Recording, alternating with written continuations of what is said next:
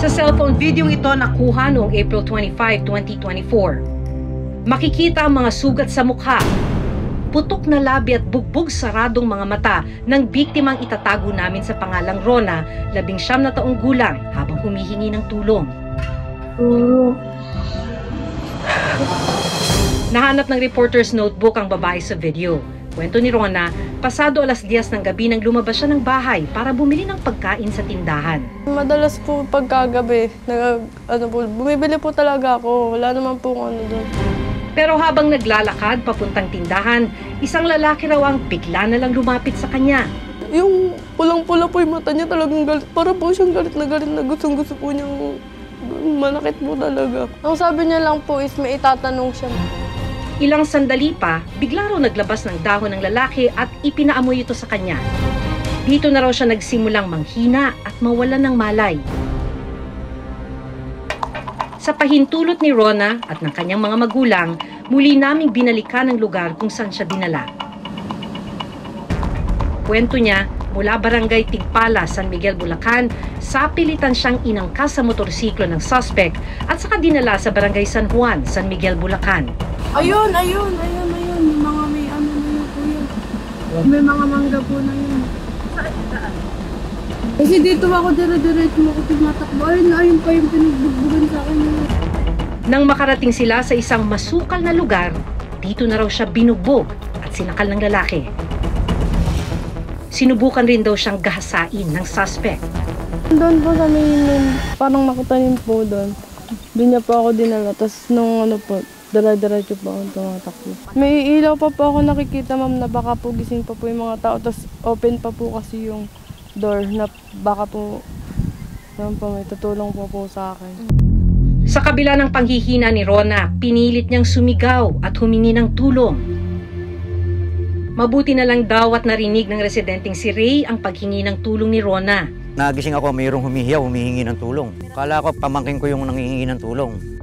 Nang matuntun niya ang pinagmulan ng sigaw, dito na niya nakita ang kalunos-lunos na sinapit ng biktima. Nung makita ko siya na ganong lupay-pay ang katawan niya, inalalayan ko siya. Sabi ko sa kanya, huwag ka matakot. Sabi ko, tutulungan kita. Buti yung bata, sumama naman sa akin. Nakita pa raw ni Ray ang lalaking bumugbog at nagtangkang gumahasa kay Rona, pero mabilis daw nakatakas ang suspect. Parang may nakita akong tao, umatras na siya. Umatras na siya sa gabi na yun. Ngayon, nung nakuha ko siya rito, ang ginawa ko, dinala ko siya ron. Agad na inireport ni Ray sa barangay ang insidente. Kasi po ito mami madilim at ito po ay gitnang bukid. Hindi po namin alam kung nandun pa po yung suspect. Ay inaanap po namin, ma'am, pinaslatay po namin. Talaga po, ma'am, namin hindi na nakita yung suspect. Nakarating na rin sa pamilya ni Rona ang nangyari sa kanya. Nung nakita ko yung mukha niya na basag na, akala ko, unang na aksidente. Pero nung sabi niya, sunduin mo ko, may lalaking papatay sa akin. Kaya doon ako nag-hysterical na, nasaan ka? Sa patuloy na pag-iikot at pag-imbestiga ng mga tauhan ng barangay sa crime scene, nakita nila ang naiwang motorsiklo ng suspect.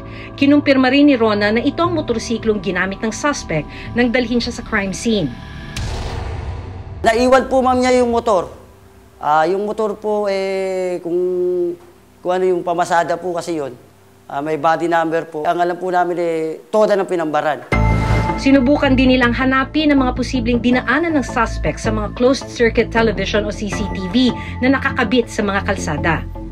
Ito po, ma'am, kasi yung namin ito. Dito lang po ito, ma'am, sa barangay po namin dito, sa sentro. Yung pinangyarihan po kasi, ma'am, namin, nila, magsaysay po yun. Magkaiba po kasi yung... Pero sa kasamaang palad... Kasi po yung pinangyarihan, homeowners po kasi doon. Kaya po, ma'am, hindi pinapasok ng barangay. Sa area po na pinangyarihan, wala po akong masasabing may CCTV.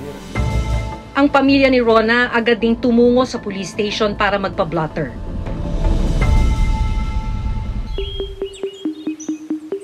Sinimula ng San Miguel Municipal Police ang kanilang investigasyon.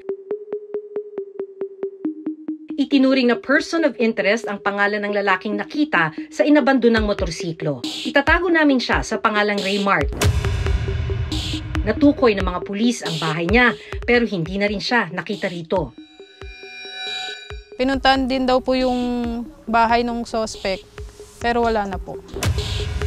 Yung pong kasing pamilya, nakakuha na po na ng pangalan ng suspect.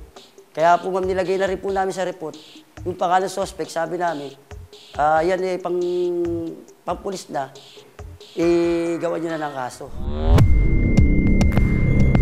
March 30, 2024, formal nang nagsampa ng patong-patong na kasong frustrated rape at frustrated homicide ang pamilya ni Rona laban sa suspect. Patuloy siyang pinaghahanap ng mga otoridad. Dahil hindi pa nahuhuli ang suspect, hindi pa rin nawawala ang takot ni Rona. Gustong-gusto po niya yung malaman talaga kung sino po yun. Tapos gustong-gusto po niya mahuli po talaga yung baka daw po kasi balikan ako or alam niyo po yung gano'n. Ramdam pa rin daw niya ang banta sa kanyang seguridad. Hindi ko po ini-imagine na kung makikita ko po siya. Talagang hindi ko po kakayanin na makita ko po siya na parang mamamatay kapag nakita mo siya gano'n. Mababalik yung mga ginagawa niya sa akin. Ayon sa barangay, patuloy ang gagawin nilang pagbabantay para mahanap ang suspect at maprotektahan ang biktimang si Rona. Sa gabi ho, nirurubingan namin yung pinangyarihan. Nagbabaka sakali kami, nandun yung suspect. Para makatulong kami sa pamilya, makatulong kami sa kapulisan. Kung paano madadakip yung suspect ng agaran. Dahil ma'am, hindi po biro yung ginawa niya. Sabi po ng bata, halos patay siya.